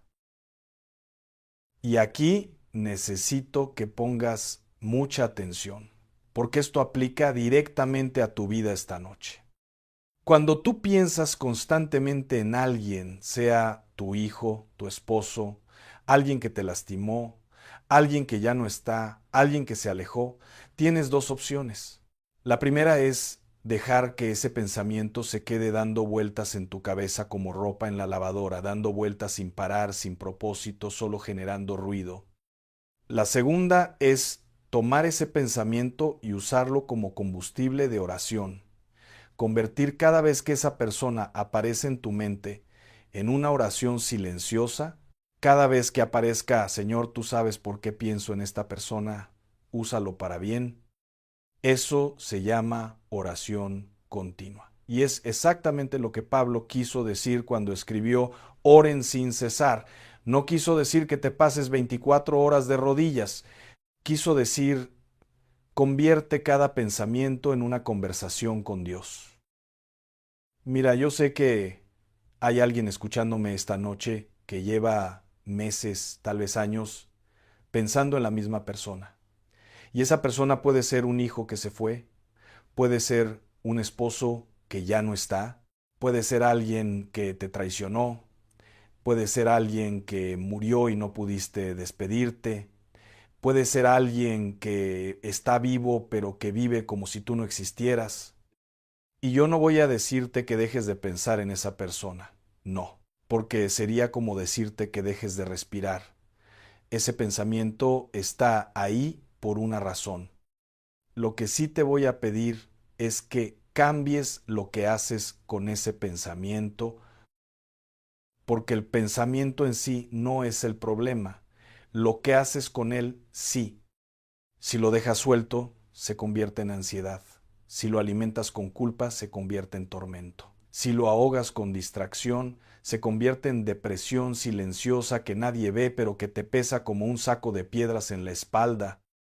Pero si lo tomas con tus manos, esas manos tuyas que han lavado, que han amasado, que han sostenido nietos, que han juntado platos rotos, y lo pones en el altar de Dios, ese pensamiento se transforma.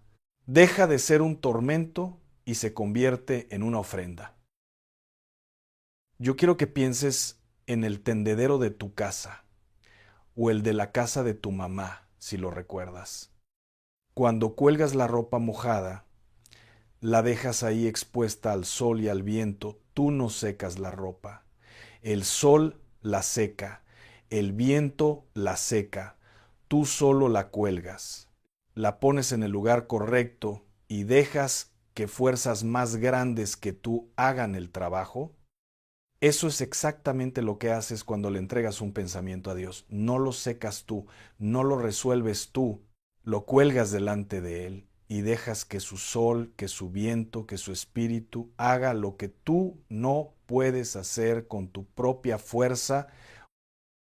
Y fíjate que nuestras abuelas sabían esto sin que nadie se los enseñara con teología. ¿Qué hacía tu abuela cuando no podía dormir pensando en alguien? Se levantaba, prendía la estufa, se calentaba un café y se ponía a orar. No con fórmulas, no con libros, con sus palabras: Señor, cuídame a mi muchacho, y ya. Y fíjate algo hermoso, tu abuela no tenía un título en teología, pero tenía algo que muchos teólogos no tienen. Tenía la honestidad de llevarle a Dios exactamente lo que sentía, sin filtrarlo, sin adornarlo, sin hacerlo sonar bonito. Nuestras abuelas no mezclaron las cosas por ignorancia. Lo hicieron porque les tocaron tiempos difíciles y agarraron fuerza de donde pudieron. Dios honra ese corazón, pero a ti te está dando la oportunidad de quedarte con lo bueno, con esa fe cruda, directa, sin adornos, y soltar lo que nunca debió estar ahí. Ahora, hay algo más que quiero mostrarte sobre este tema, y es algo que la Iglesia rara vez enseña. En el libro del profeta Oseas, Dios le dice algo al pueblo que me dejó temblando la primera vez que lo leí de verdad. Dice: yo pensaré en ellos, Dios pensando. Dios, el que creó galaxias, el que sostiene el universo, el que tiene un calendario que no se acaba dedicando espacio en su mente para pensar en ti. Si Dios piensa constantemente en sus hijos, ¿por qué te avergüenzas de que tú hagas lo mismo? El Salmo 139 dice que los pensamientos de Dios hacia ti son más que los granos de arena del mar, más que los granos de arena. ¿Te imaginas a Dios diciendo: ay, ya tengo que dejar de pensar en Rosa, ya es obsesión? No, Dios piensa en ti todo el tiempo y no se avergüenza de eso, al contrario lo declara con orgullo.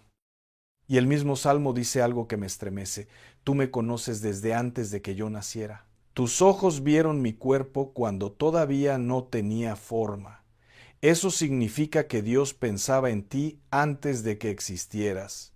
Pensaba en tu cara, en tus manos, en tu risa, en tu forma de caminar, en tus lágrimas, en este momento exacto en el que estás escuchando estas palabras. Te pensó antes de crearte y no ha dejado de pensarte ni un solo segundo desde entonces. Entonces, cuando tú piensas en tu hijo todo el día, cuando no puedes sacarte a esa persona de la mente, estás haciendo algo profundamente divino. Estás imitando a Dios sin saberlo. Estás haciendo con tu hijo lo que Dios hace contigo: pensarlo sin parar, amarlo sin condición, esperarlo sin reloj.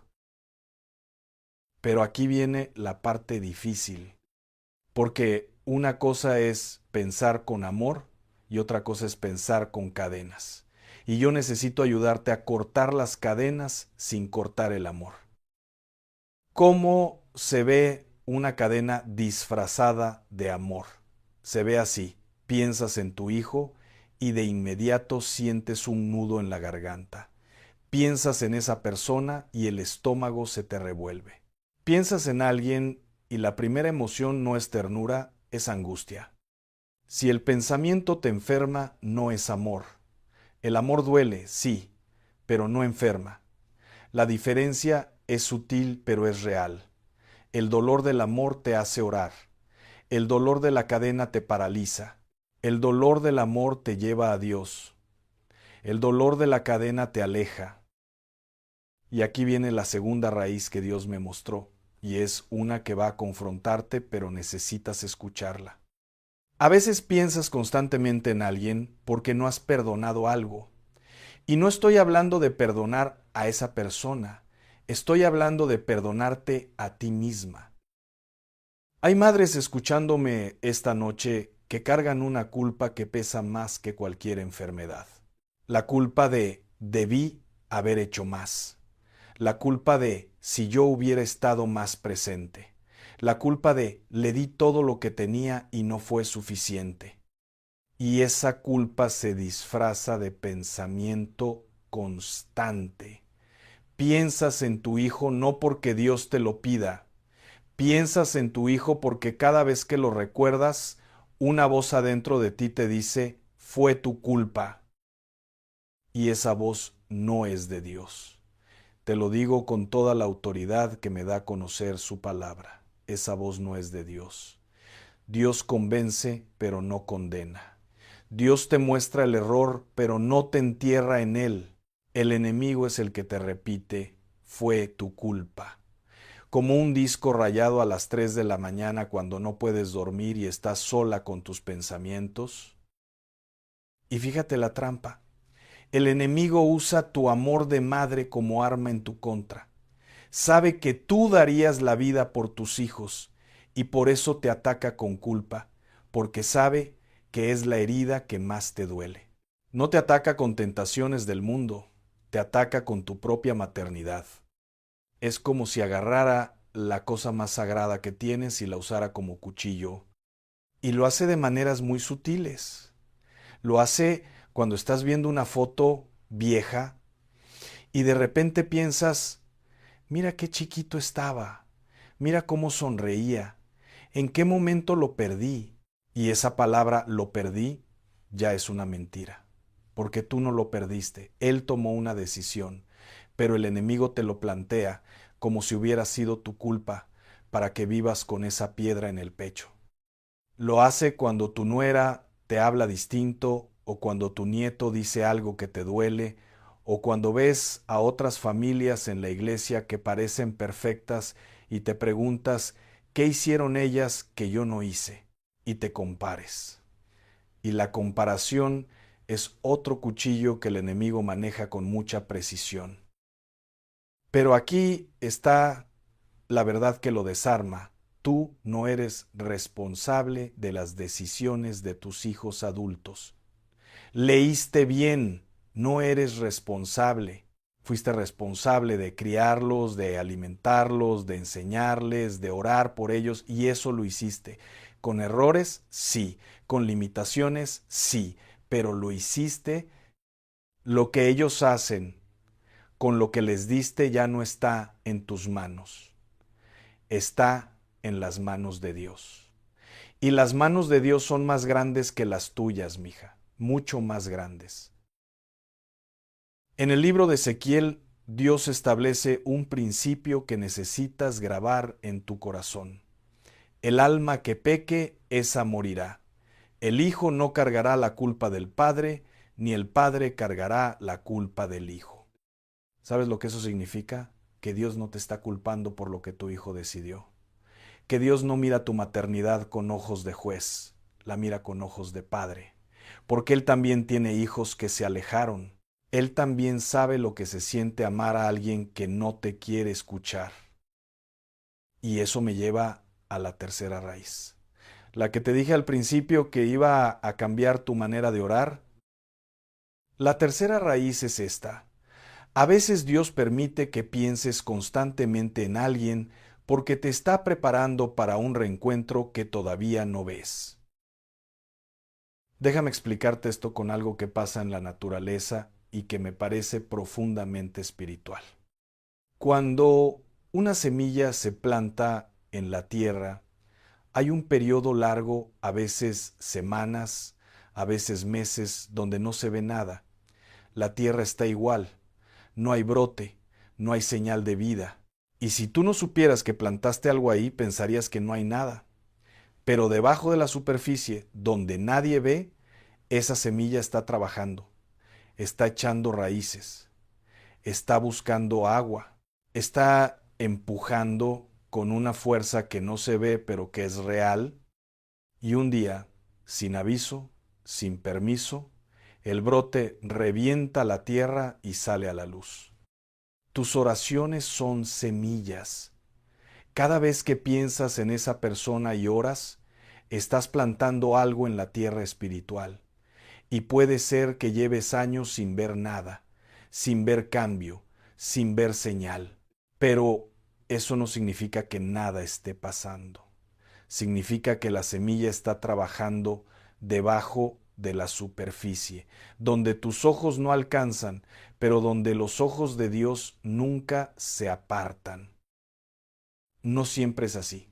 No te voy a dar falsas esperanzas. A veces la persona no regresa. A veces el reencuentro no es en esta tierra. Pero a veces, y yo lo he visto con mis propios ojos, Dios mantiene vivo el pensamiento porque está trabajando en las dos partes al mismo tiempo. Mientras tú piensas en tu hijo está pensando en ti. Mientras tú no puedes dormir, él tampoco puede. Mientras tú le pides a Dios que lo cuide, Dios le está mandando señales que él todavía no entiende, pero que un día van a hacer clic. Porque las oraciones de una madre no tienen fecha de vencimiento en el cielo. Yo le dije eso a Esperanza, y ella me dijo algo que me rompió. Pero padre, ya pasaron 8 años.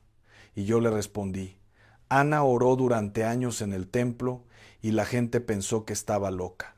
Sara esperó hasta los 90 años para ver la promesa. Dios no tiene reloj.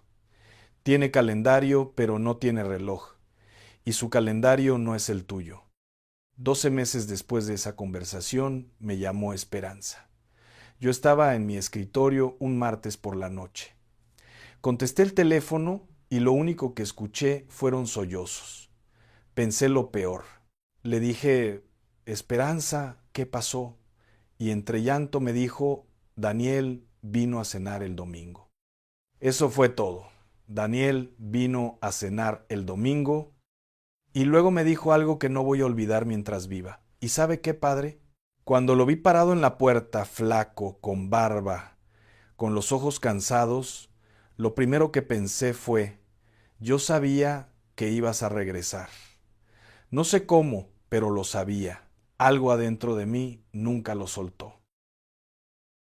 Y quiero ser honesto contigo, no fue perfecto. Daniel no volvió a vivir con ella. No fue una reunión de película donde todos lloran de alegría y se abrazan y todo queda arreglado. No, fue una cena callada, con silencios incómodos, con cosas que no se dijeron. Daniel se fue esa misma noche a donde fuera que estaba viviendo. Pero volvió el siguiente domingo, y el siguiente, y poco a poco, despacio como la semilla que tarda pero que un día brota, la relación empezó a sanar. No se arregló en un día, se fue cosiendo puntada por puntada, como quien remienda un mantel viejo con hilo nuevo. Y eso es importante que lo sepas, porque los testimonios bonitos a veces te hacen más daño que bien. Te hacen creer que todo se resuelve de golpe, y cuando tu historia no es así, piensas que algo anda mal con tu fe.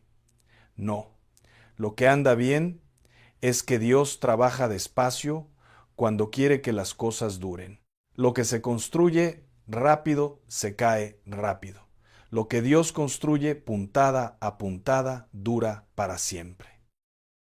Ese algo era el Espíritu Santo. No era obsesión, no era debilidad, no era falta de fe.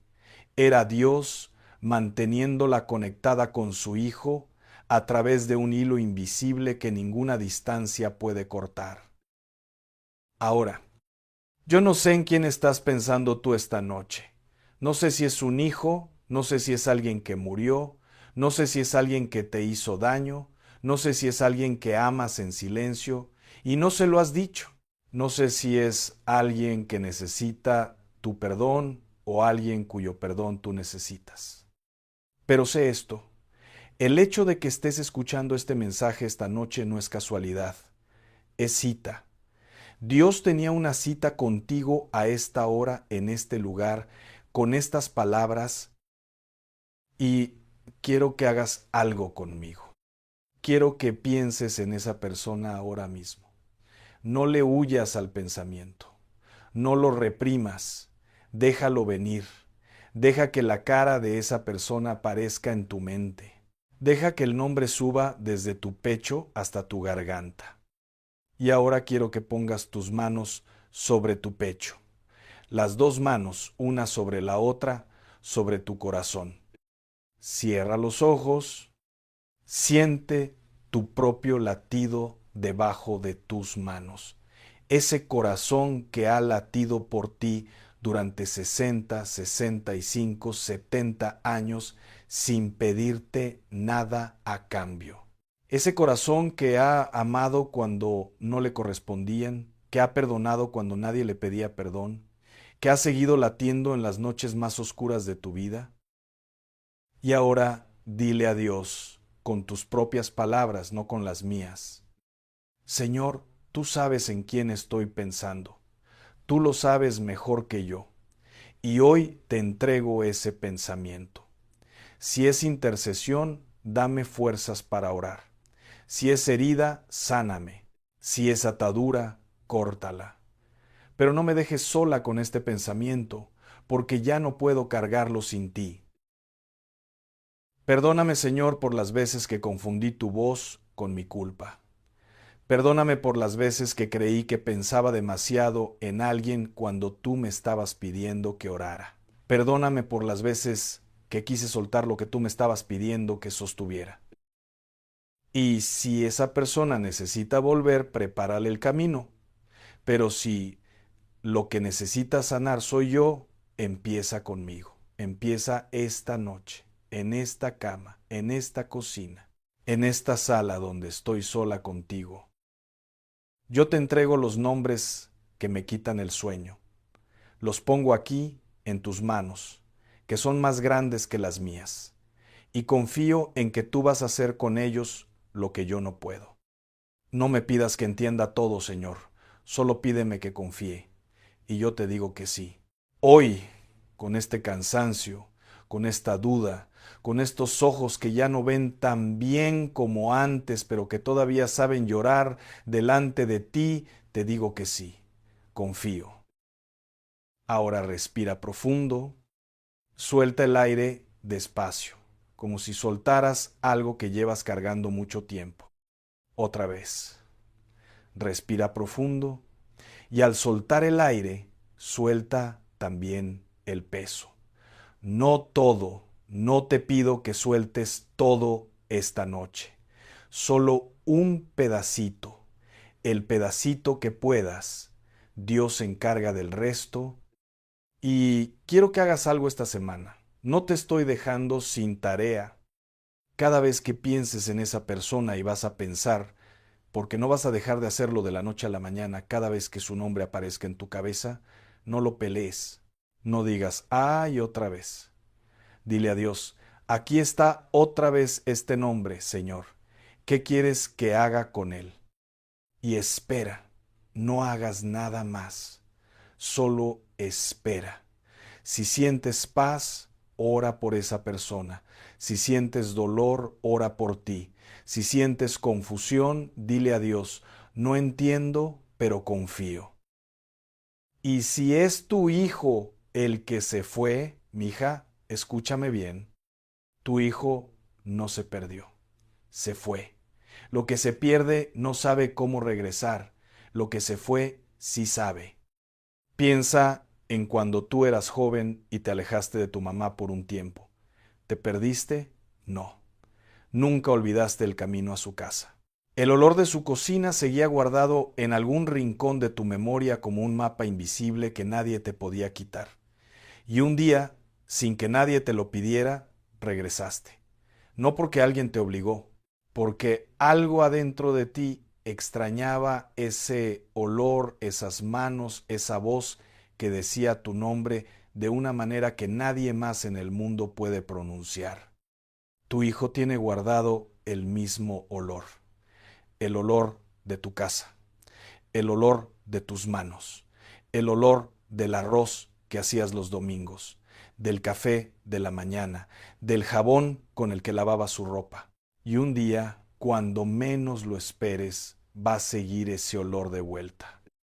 Y mientras tanto, quiero que hagas algo cada noche. Ve al cuarto de tu hijo.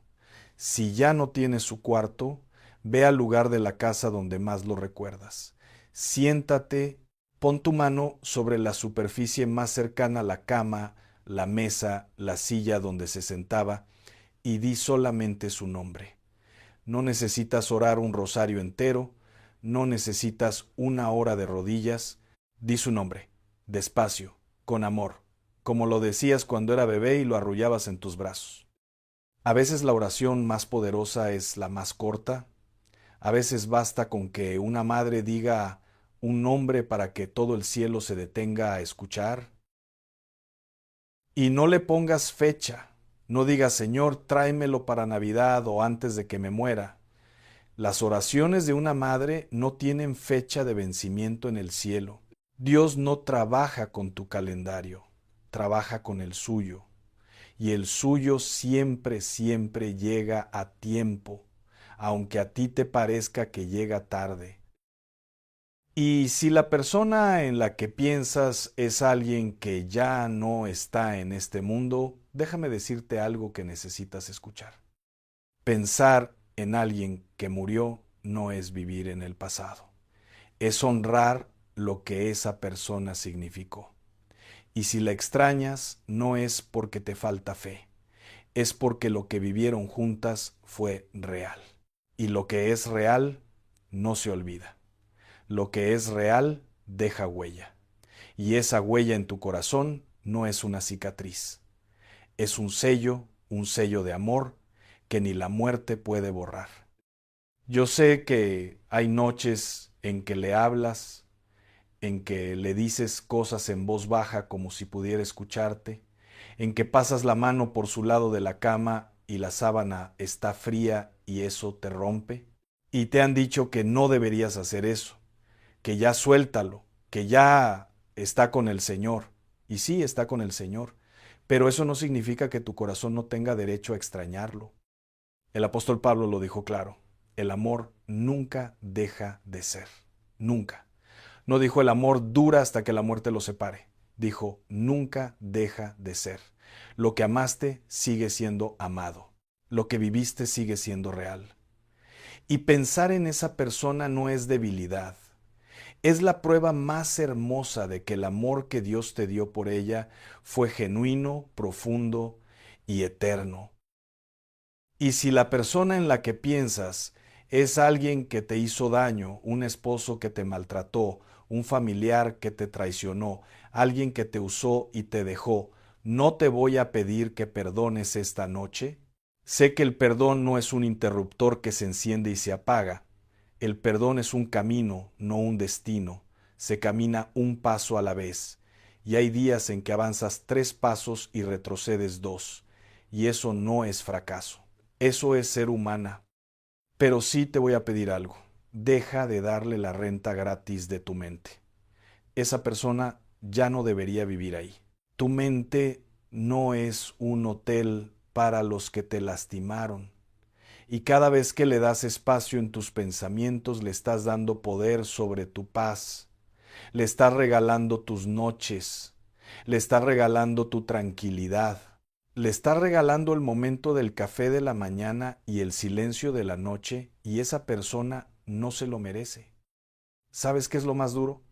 Que a veces la persona que te lastimó ni siquiera sabe que tú piensas en ella. Está por ahí viviendo su vida, durmiendo tranquila, mientras tú cargas una piedra que ella puso en tus manos hace años y nunca vino a recoger. Empieza con algo pequeño. Cada vez que esa persona aparezca en tu mente, dile a Dios, Señor, yo no puedo perdonar esto sola. No tengo la fuerza, pero tampoco quiero seguir cargándolo. Hoy no te pido que me quites el dolor. Te pido que me des la fuerza para no dejar que ese dolor me gobierne. Ayúdame. Y eso es suficiente. No necesitas una oración de 2 horas, necesitas una frase honesta repetida cada vez que el pensamiento regresa y va a regresar. Pero cada vez que lo devuelvas a Dios, llega con un poquito menos de fuerza, como una ola que se va retirando de la playa poco a poco.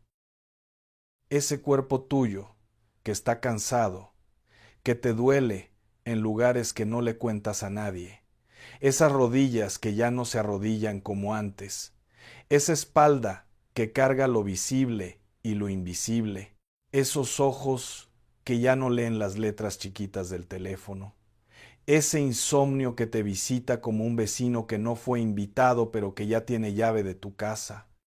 Ese cuerpo es templo del Espíritu Santo, no es una casa vieja, es un templo. Y Dios no abandona sus templos, no los deja caer, los restaura, los habita, los cuida desde adentro. Yo sé que a veces te miras al espejo y no reconoces a la mujer que te devuelve la mirada, que las arrugas te cuentan historias que no siempre quieres recordar, que el cansancio ya no se quita con una noche de sueño como antes, que hay dolores que aprendiste a cargar en silencio porque no quieres preocupar a nadie, porque toda la vida has sido la fuerte, la que sostiene, la que no se queja. Pero mija, y esto te lo digo con todo mi corazón, Dios ve cada dolor que escondes, cada suspiro que sueltas, cuando nadie te oye, cada vez que te levantas despacio de la silla porque las piernas ya no responden como antes, y Él no te ve con lástima, te ve con ternura, con la ternura de un padre que sabe exactamente cuánto ha cargado su hija y que le dice, ya descansa, yo me encargo un rato. Y si te despertaste a las 3 de la mañana pensando en alguien y no pudiste volver a dormir, déjame preguntarte algo. ¿Y si no era el enemigo despertándote? ¿Y si era Dios diciéndote, levántate que quiero hablar contigo a solas, sin ruido, sin distracción, solo tú y yo en la oscuridad de tu cuarto? Porque a veces Dios te despierta de madrugada no para atormentarte, sino para encontrarte en el único momento del día donde no hay nadie más peleando por tu atención. Quiero terminar con algo que le dije a Esperanza la última vez que hablamos. Le dije, ¿sabes por qué no pudiste dejar de pensar en Daniel durante 8 años? Y ella me dijo, porque lo amo. Y yo le dije, sí. Pero no solo por eso. También porque Dios necesitaba que alguien en la tierra siguiera diciendo el nombre de Daniel en voz alta, porque cada vez que tú decías Daniel en oración, un ángel en el cielo se movía.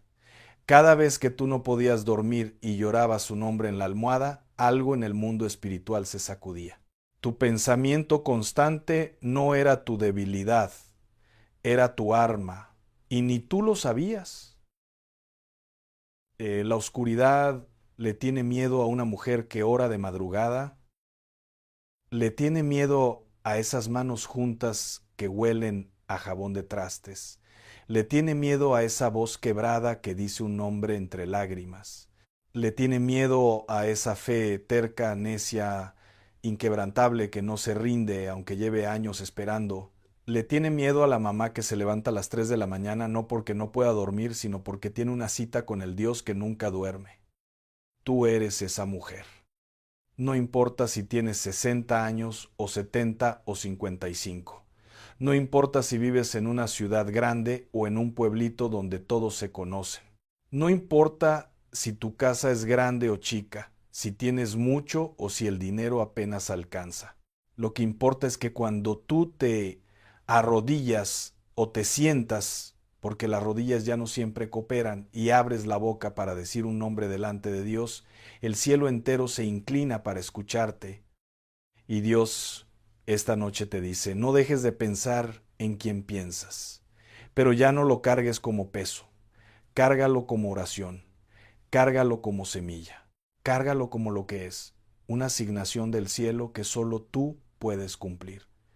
Porque te escogí a ti, no a un ángel, no a un profeta, a ti, con tus manos cansadas, con tu voz quebrada, con tu fe imperfecta pero inquebrantable. Te escogí a ti. Amén. Si llegaste hasta aquí, cuéntame cómo te sientes esta noche. Una palabra basta. Escríbela en los comentarios. No necesitas explicar nada. Solo dime qué sientes. Y si conoces a alguien que no puede dormir pensando en alguien, una amiga, una hermana, tu mamá, compártele este mensaje. A veces la mejor oración que puedes hacer por alguien es enviarle las palabras que ella necesitaba escuchar. Te espero en el próximo mensaje. Dios te bendiga.